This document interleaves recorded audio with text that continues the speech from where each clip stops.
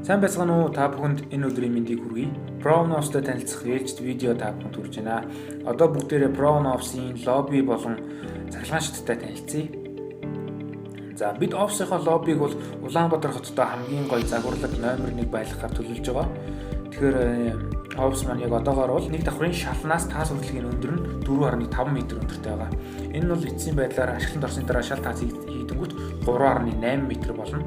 Өөрөөр хэлэх юм бол 1.9 м өндөртэй 2 хүний хэмжээтэй өндөр таастай болно гэсэн.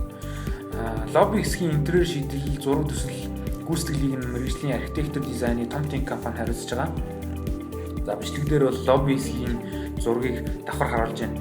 Энд бол харагдаж байгаачлан бүх өнцөг булангууд нь интерьерийн төлөвлөлтөөр ингэж дугуйрал засгаар болсон. Энэ нь бол бас орон зайтай том харагдуулах зорилготой. Мөн энэ хананууд нь бүгд ижил нэг бор шаргал өнгөтэй, нэг төрлийн элементтэй. Ингэснээрээ бол илүү их замбраатай, зэгстэй харагдуулах зорилготой. За, Ops-т орж ирмэгц өөдөөс ийм хоёр баган байрлаж байгаа. Тэгэхээр энэ багныг болохоор энгийн биш дүрс гаргаж өөрчлөөд дээр нь бас энэ марал буугийнхаа дүрсийг оруулж өгснөөрөө бас манай бэлэгдэл Монгол ахуйгаа тавтгаж өгч байгаа. Мөн таазан дээрээ бид нэр зэвхий ашиглана.